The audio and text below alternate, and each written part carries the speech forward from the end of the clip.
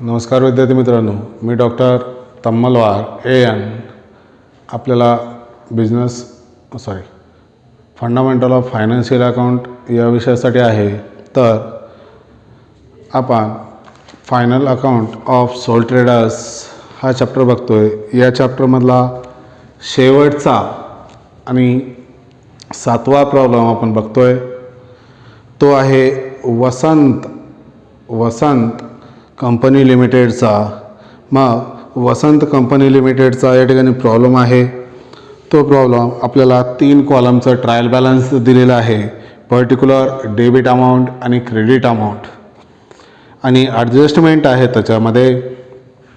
पहिल्यांदा या ठिकाणी ट्रायल बॅलन्स बघण्या अगोदर ॲडजस्टमेंट वाचायच्या, जेणेकरून कोणता कॉलम इनर कॉलमला, कोणता आयटम इनर कॉलमला घ्यायचा आहे आणि कोणता आयटम या ठिकाणी आउटर कॉलमला घ्यायचा आहे हे कळून येतं. ठीक आहे.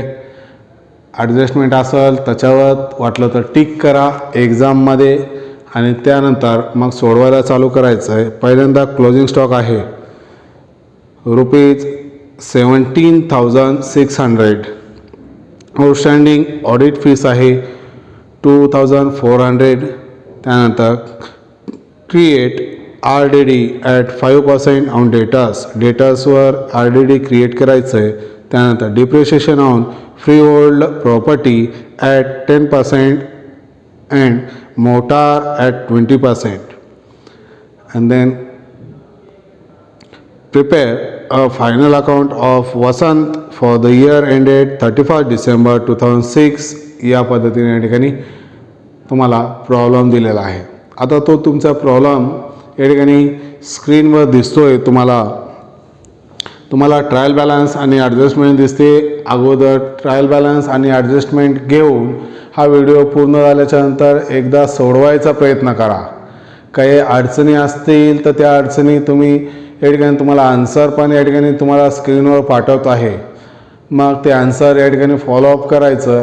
किंवा काही कळत नसेल तर त्यावेळेस तुम्ही या ठिकाणी प्रत्यक्षात कॉलही करू शकता, व्हॉट्सअपवर मेसेजही करू शकता किंवा कॉमेंट बॉक्समध्ये कॉमेंटही टाकू शकता.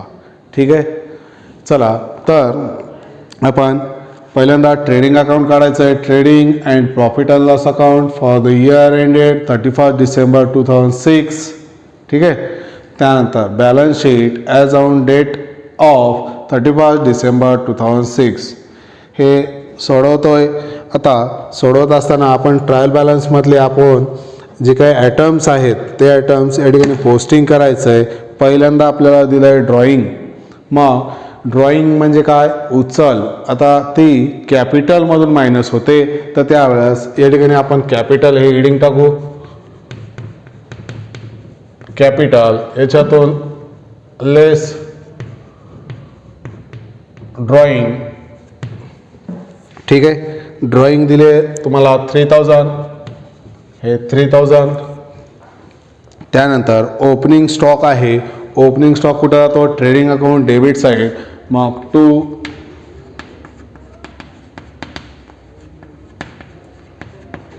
Opening stock. आता ओपनिंग स्टॉक तुम्हाला दिला आहे 12,000, 12,000, हे 12,000. त्यानंतर दिलं तुम्हाला परचेस. कुठे येतं ते? Trading account debit side. 2 purchase. आता परचेस किती आहे? 80,000. 80,000 मी इनर कॉलमला घेतो आहे कारण त्याच्यावर या ठिकाणी रिटर्न्स आलेले आहेत ते आपल्याला मायनस करायचं आहे. पुढं आहे ते. त्यानंतर आहे ऑफिस सॅलरी. ऑफिस सॅलरी कुठं येईल? P&L account debit side. P&L account debit side. मग P&L अकाउंट कुठून स्टार्ट होतं हे बघायचं. मी या ठिकाणी इथपर्यंत जागा बस होईल मला. मग या ठिकाणी 2 ऑफिस सॅलरी. ऑफिस सॅलरी दिले 6,000. आता ऑफिस सॅलरीवर काही आहे का? ऑफिस सॅलरीवर काही नाही आहे. मग आउटर कॉलमला डायरेक्ट अमाऊंट तुम्ही घेऊ शकता. त्यानंतर रॉयल्टी. आता रॉयल्टी म्हणजे एकस्व अधिकार. आता ती कुठे येतं ट्रेडिंग अकाउंट डेबिट साईड. मग या ठिकाणी टू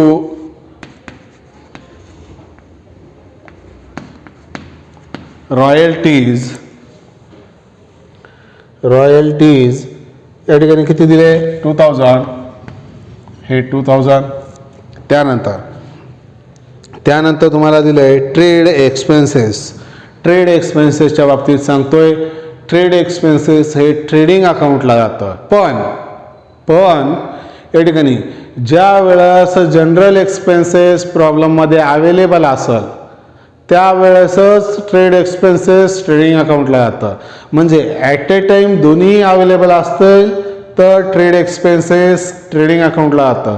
जर समजा एकच एक्सपेन्सेस आहे, जनरल एक्सपेन्सेस तर P&L अकाउंटला देतो नो डाऊट, पण ट्रेड एक्सपेन्सेस फक्त एकटाच आहे, जनरल एक्सपेन्सेस नाही आहे, त्यावेळेस ट्रेड एक्सपेन्सेस हे P&L अकाउंटला येतं. ठीक आहे. मग या ठिकाणी टू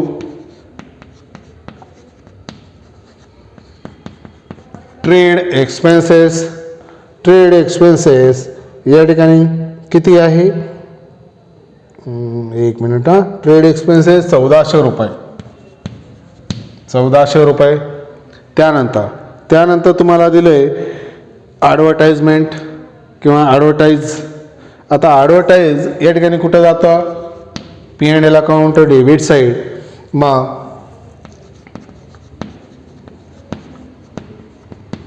ॲडव्हर्टाईज या ठिकाणी किती आहे 5200.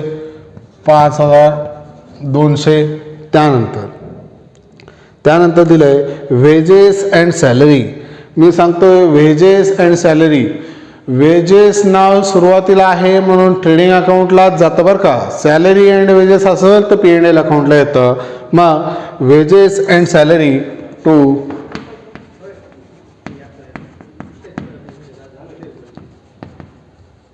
आता वेजेस अँड सॅलरी वर या ठिकाणी काही ॲडिशनल इन्फॉर्मेशन आहे का, नाही आहे. टोटल अमाऊंट किती दिली आहे 10,400, हे आउटर कॉलमला जशाच तसं. त्यानंतर कॅश इन हँड आहे, तुमची ॲसेट्स आहे कॅश इन हँड. आता कॅश इन हँड तुम्हाला दिले 8,000 रुपये, ते 8,000 रुपये लिहा. त्यानंतर तुम्हाला दिलेलं आहे कॅश इन हँड झालं. त्यानंतर डेटर्स आहे, डेटर्स असेट्सच आहे.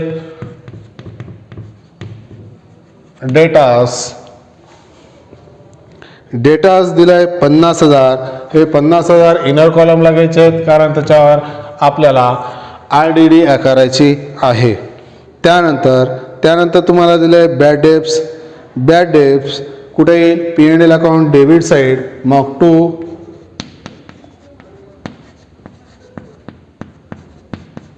Bad depths. आता बॅड डेप्स या ठिकाणी किती दिले 400 रुपये, हे 400 रुपये आउटरला लिहिले मी. त्यानंतर इन्व्हेस्टमेंट आहे, इन्व्हेस्टमेंट तुमची असेट्स आहे.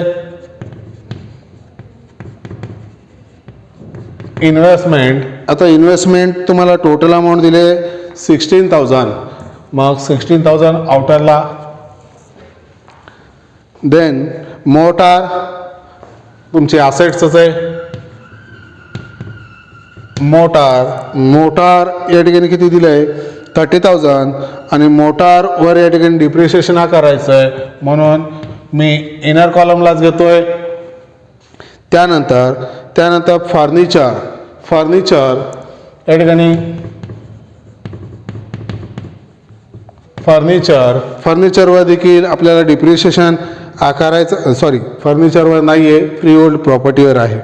फर्निचर किती दिलं आहे 10,000, हे 10,000 आउटर कॉलमला या ठिकाणी.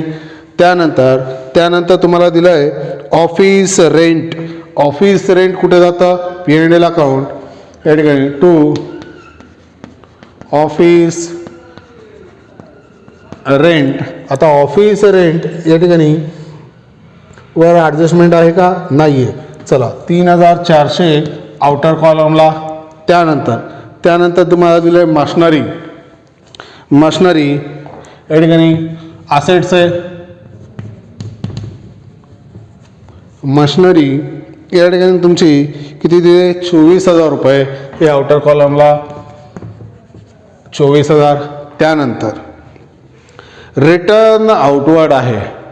रिटर्न आउटवर्ड म्हणजे इनवर्ड म्हणजे या ठिकाणी परत येणं. ठीक आहे, सॉरी, इनवर्ड म्हणजे परत येणं आणि आउटवर्ड म्हणजे परत करणं. आता आपण परचेस केलेलं होतं ते परत करतोय.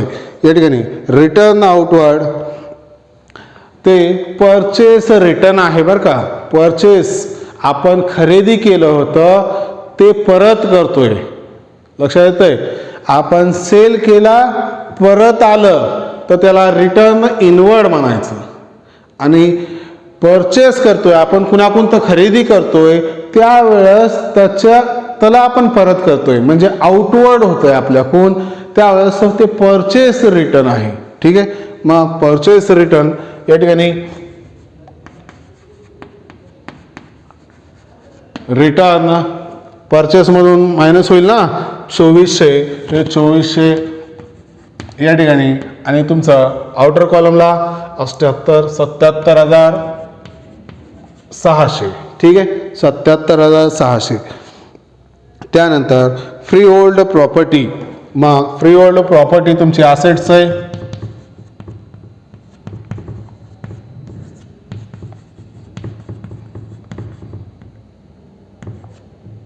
फ्री होल्ड प्रॉपर्टी किती आहे 16,000. हे 16,000 इनरला लिहितोय कारण त्याचा डिप्रिशिएशन आकारायचं आहे.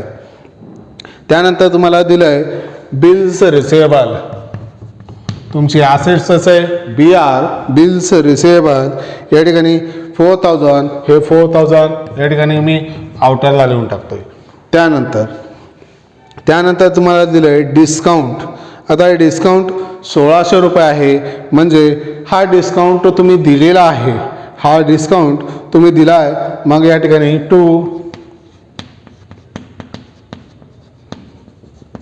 डिस्काउंट 1,600 रुपये. ठीक आहे. त्यानंतर तुम्हाला दिलं आहे कॅपिटल दिला आहे 1,00,000 रुपीज. हे कॅपिटल तुम्ही 1,00,000 रुपये लिहिला आहे. त्यानंतर तुम्हाला दिलं आहे सेल्स. हे सेल्स कुठे येईल ट्रेडिंग अकाउंट्स या साईड बाय सेल्स दिला आहे तुम्हाला 1,40,000. देन RDD दिला आहे. आता RDD या ठिकाणी तुम्हाला दिला आहे तो कुठे येईल P&L अकाउंट क्रेडिट साईड. जे बॅलन्स असेल त्या साईडला RDD reserve for doubtful debts किती दिलं आहे 1,000. हे 1,000. देन बिल्स पेबल तुमची लॅबिलिटी आहे. बिल्स पेबल या ठिकाणी किती दिलं आहे 6,000. हे 6,000. त्यानंतर दिलं आहे रिझर्व फंड कुठे येतं लॅबिलिटी साईडला या ठिकाणी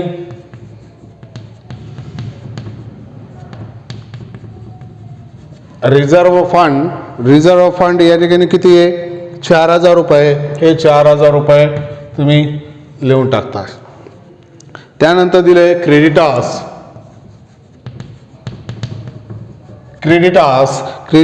किती दिले 30,000. हे 30,000. ठीक आहे. सर्व आयटम्सची या ठिकाणी आपण पोस्टिंग केलेली आहे. Then solve the adjustment and first adjustment closing stock rupees 17,600. Closing स्टॉकचे 2 इफेक्ट होतात या ठिकाणी ट्रेडिंग अकाउंट या साईड आणि तिकडं असेट साईड. मग या ठिकाणी बाय क्लोजिंग स्टॉक किती दिला आहे 17,600. हे 17,600. And then next effect are assets closing stock 70,600. ठीक आहे. त्यानंतर आउटस्टँडिंग ऑडिट फीज या ठिकाणी आउटस्टँडिंग आहे आता आउटस्टँडिंग आहे ऑडिट फीस 2400 रुपये, मग तेवढी द्यायला पाहिजे. आता या ठिकाणी ऑडिट फीस आहे का? नाही आहे. मग आपण तेवढी द्यायला पाहिजे, म्हणजे ते आपला एक्सपेन्सेस आहे. म्हणून एक्सपेन्सेस साईडला आउटस्टँडिंग ऑडिट फीस 2400. आणि नेक्स्ट इफेक्ट लॅबिलिटीज तेवढं द्यायचं आहे, तुम्हाला देणं आहे. आउटस्टँडिंग ऑडिट फीस 2400 रुपये. ठीक आहे. त्यानंतर create RDD at 5% on debtors. डेटासवर RDD करायचं आहे 5%. मग डेटासमधून तेवढे वजा होईल.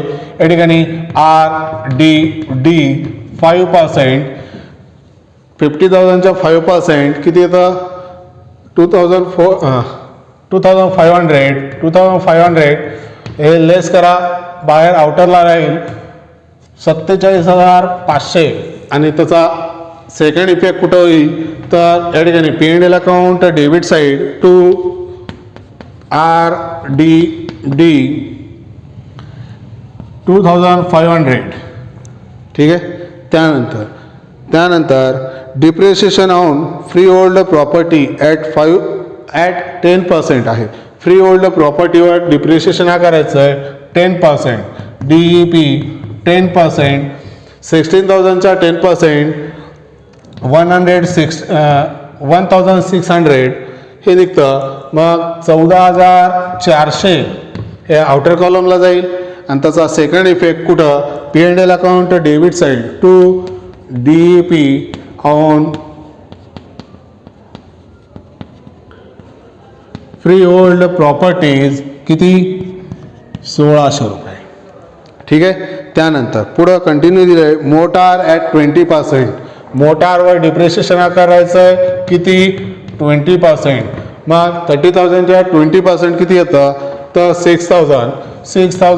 या ठिकाणी डिप्रिशिएशन आलं तर आउटर कॉलमला किती राहील? 24,000. मग सेकंड इफेक्ट कुठे येईल त्याचा? तर P&L account debit side to DEP on motor किती? 6,000. ठीक आहे. या पद्धतीनं आपण सर्व ॲडजस्टमेंट सोडवलेले आहेत. सर्व आयटमची पोस्टिंग केलेली आहे. आता अकाउंट क्लोज करतोय. अकाउंट क्लोज करत असताना पहिल्यांदा कोणतं करतोय? Trading account. हे ट्रेडिंग अकाउंट मी क्लोज करतोय. ट्रेडिंग अकाउंट तुमचं क्लोज होईल 1,57,600. 1,57,600 and distance are create gross profit CD carried down. Gross profit निघतो तुमचा 55,600, 55,600. and then P&L अकाउंटला त्याला ओढून घ्यायचं आहे. मग या ठिकाणी ग्रॉस प्रॉफिट किती? BD 55,600. and then close the profit and loss account. and profit and loss account credit side काय म्हणतात त्याला? जास्तीची टोटल आहे तर 56,600. हे 56,600 आलंय. तर याचा डिस्टन्स काय क्रिएट होतो? तर याला आपण म्हणतोय नेट प्रॉफिट. ठीक आहे. नेट प्रॉफिट मिळतं तुम्हाला 26,100. आणि याचा सेकंड इफेक्ट कुठे जाईल? बॅलन्स शीटला कॅपिटलमध्ये प्लस होईल. नेट प्रॉफिट किती? 26,100. तर टोटल होईल 1,23,100. 1,23,100. तर त्यावेळेस तुमची बॅलन्स शीट टॅली होते या ठिकाणी 1,65,500. असेट साईड देखील ती एवढीच येते 1,65,500 and then solve the problem. या पद्धतीनं या ठिकाणी तुमचा प्रॉब्लेम आहे. ठीक आहे. हे trading account, profit and loss account आणि बॅलन्स शीट या पद्धतीने तुम्ही काढताय. या पद्धतीनं तुमचं final account of sole traders हा चॅप्टर या ठिकाणी संपलेला आहे. आता नेक्स्ट चॅप्टर आपण सुरू करतोय ते 1 जानेवारी 2000 काय म्हणतात 2021मध्ये 2021 या वर्षात या ठिकाणी आपण चालू करतोय. तर याच्यामध्ये काही अडचणी असतील तर त्या तुम्ही अडचणी विचारायच्यात आणि कॉमेंट बॉक्समध्ये कॉमेंटही टाकायचं आहे. चॅनलला सबस्क्राईब देखील करायचं आहे. ठीक आहे. धन्यवाद.